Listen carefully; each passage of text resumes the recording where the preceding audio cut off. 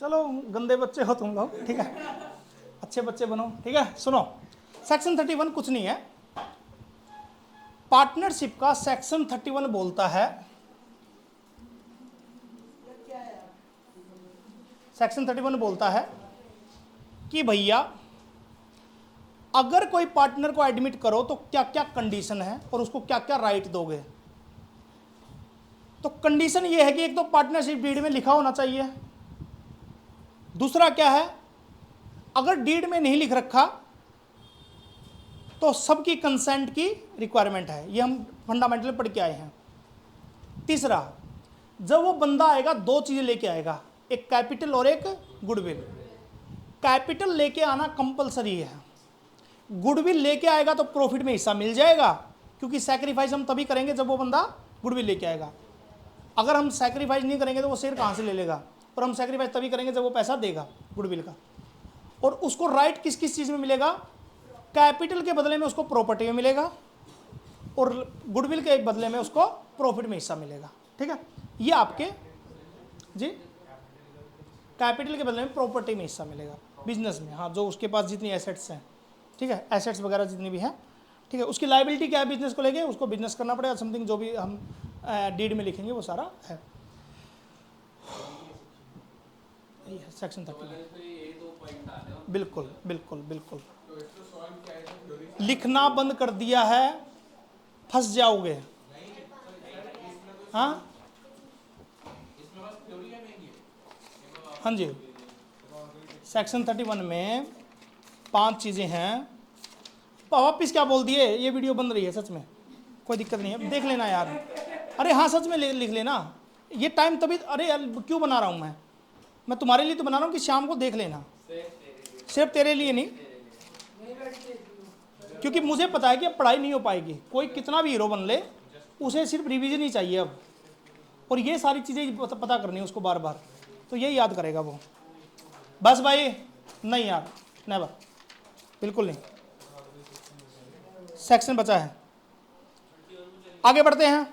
Mode of dissolution, please अब की बार आवाज नहीं आनी चाहिए। मोड ऑफ डिसोल्यूशन, सबसे पहले जो डिसोल्यूशन होगा वो होगा म्यूचुअल एग्रीमेंट। इसके कंडीशन नहीं लिखवा रहा, बस 4 बता रहा हूं। म्यूचुअल एग्रीमेंट, एक होगा happening of event, happening of event,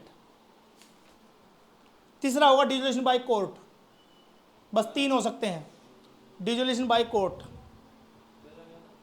dissolution by court, court पहला क्या था, म्यूचुअल एग्रीमेंट,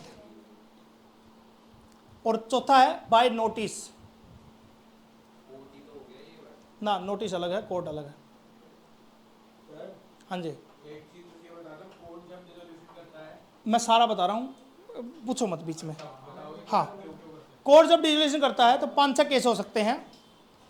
एक जो मेन पूछे जाते हैं वो 4 हैं, या तो आप इतना लॉस कर लो अपने बिजनेस में कि दोबारा रिकवर करने की जरूरत वो ही ना हो ही ना सके, वो बैंक करप्ट हो जाओ।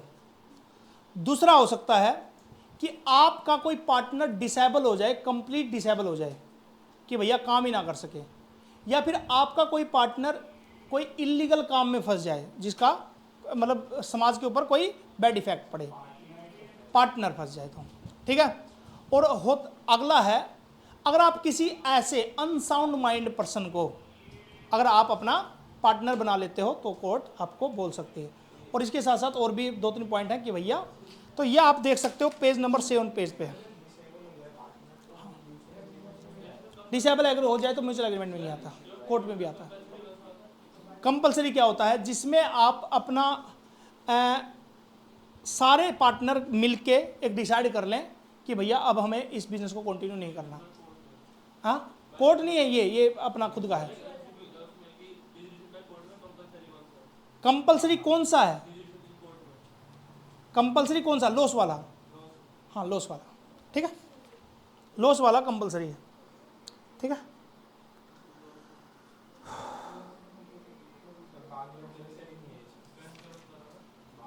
बस हो गया। हैपनिंग ऑफ इवेंट वाले साफ साफ हैं कि अगर आपने किसी पर्टिकुलर टाइम के लिए किया है वो बिजनेस तो बंद करना पड़ेगा। आपने कहा कि 2 साल करेंगे सर्दियों में करेंगे, गर्मियों करेंगे, तो ये बिजनेस होते हैं ना, सीजनल बिजनेस होते हैं, तो ये सारे बिजनेस आपके टाइम के साथ बंद हो जाते हैं। ठीक है, चलिए अब सुनो क्या। अच्छा, होता है। ठीक है, ठीक है। कल शाम को सोना ही है, कल 2 बजे बाद कोई नहीं बोलने वाला। ठीक है, बस मेरा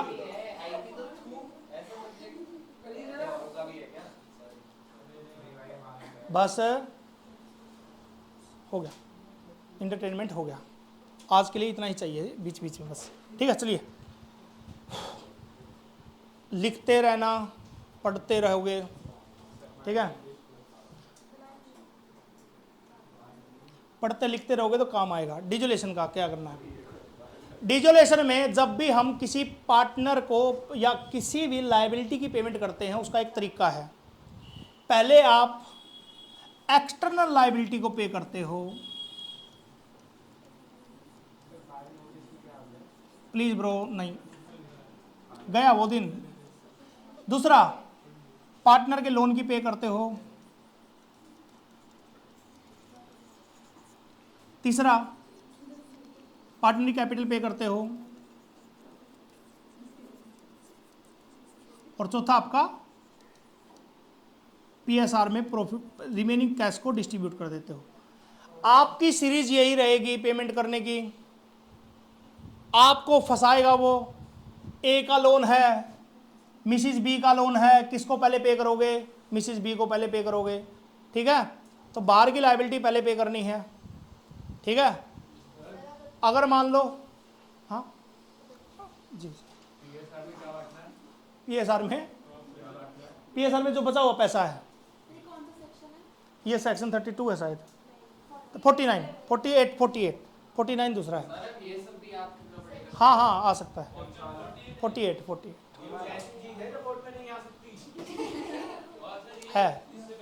अमलगमेशन चैप्टर नहीं आएगा। अच्छा, ठीक है, वो सीए में आएगा, जाके आगे बढ़ते हैं। ठीक है, हाँ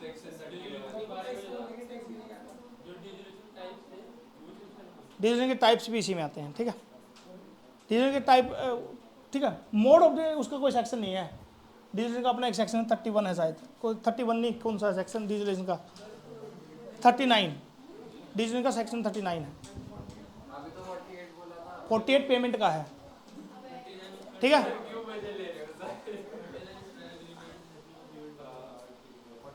हे टीचर, आपके पास ही थी ये, करवा देते, है ना। सुनो, हे ज्ञानी देवता, इधर आ जाओ, थोड़ा रुक जाओ। ठीक है, समझ सकता हूँ मैं, फ्रस्ट्रेट हो, समझ सकता हूँ मैं, होता है इस सिचुएशन में, होता है। आप लोग खुद से ही हो कि नींद आ रही है, एक तो एक अजीब लग रहा है, एक दूसरा ये हो रहा है कि पेपर कैसा हुआ, सब चीज़ एक साथ आ रखी है। लेकिन रिलैक्स तो रहना पड़ेगा। ये नहीं हुआ अब तो नहीं होगा, और आप लोगों के खुद के माइंड में नहीं आएगा कि क्या क्या करके जाना है। प्लीज़ मुझे कराने दो। ठीक है, तो भैया external liability, partner loan, partner capital, PSR में डिस्ट्रीब्यूशन, ये आपका एक पेमेंट का मोड होते हैं कि किस पे में पे करोगे। ये था सेक्शन 48। सेक्शन 49 अप्लाई हो जाएगा अगर आपको पैसा कम हो। सर पैसा आता कहां से है? एसेट्स बेच के पैसा आएगा आपका। सर एसेट्स बेच के पैसा कम रहा तो एक्सटर्नल लायबिलिटी को पे पक्का करना आपको। सर क्या कर रहे हो? अगर मान लो आपके पास 1 लाख रुपए एसेट्स बेच के आए और एक्सटर्नल लायबिलिटी है 1 लाख की ही, तो इसको पे करना जरूरी है। ठीक है, अगर एक्सटर्नल लायबिलिटी 80,000 की तो सर क्या पंगा है? और एक पार्टनर का लोन है 30,000 का, तो 80 में से पहले 1 लाख नहीं 80,000 पे करके पार्टनर का लोन 30 की जगह 20 का पे होगा।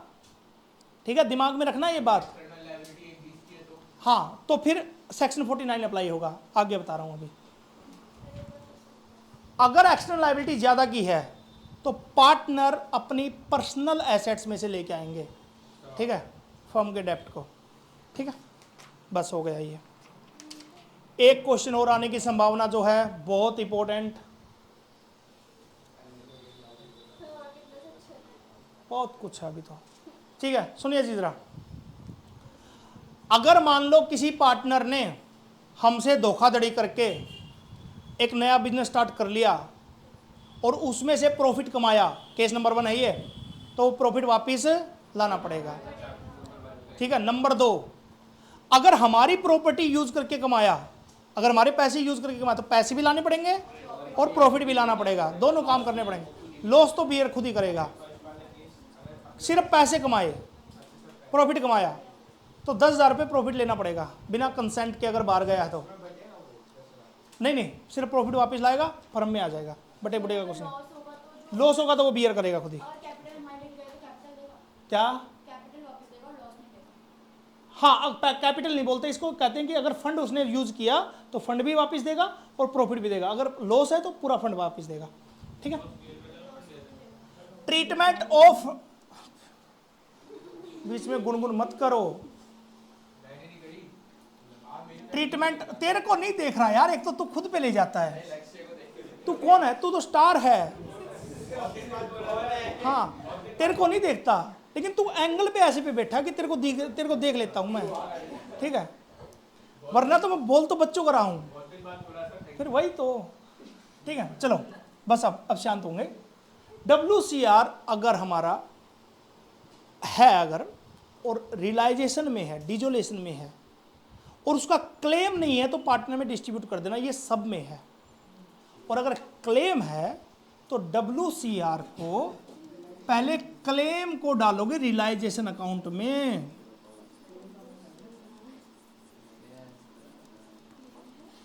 और फिर बचा हुआ को डिस्ट्रीब्यूट करोगे पार्टनर को। Credit side.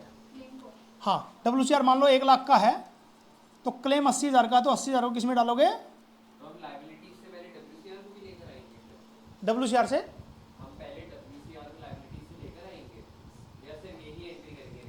WCR को लाइबिलिटी से लेके आएंगे, लेकिन उतना ही जितना हमारे क्लेम है। हाँ, लेके आएंगे, डालेंगे, और फिर सेकंड एंट्री में पेमेंट भी करोगे इसको।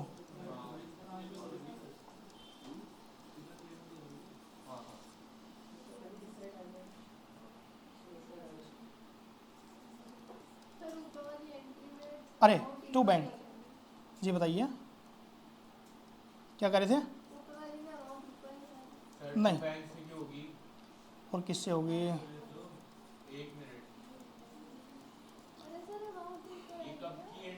ये वाली कह रहे हो ना? अच्छा, ये कहना चाह रहे हो ना? अरे भैया, मैं पूरे क्वेश्चन नहीं करा रहा, आप लोग समझने के उस लेवल पे आ चुके हो। एक मिनट भाई, तेरी प्रॉब्लम दूर हो जाएगी, पक्की हो जाएगी। 1 लाख का WCR है, इतना तो समझना ही चाहिए आप लोगों को। अगर हमारा क्लेम आया 80,000 का तो पहले क्लेम में डालना है, बचा हुआ ओल्ड पार्टनर में डिस्ट्रीब्यूट करना है। ये मैंने थ्योरेटिकल बता दिया था, और इतने आप समझदार हो कि बचा हुआ 2A 2B करके बांट दोगे। 2A 2B 20,000 रुपये बांट दोगे PSR में। ठीक है, समझे कि नहीं समझे? समझे।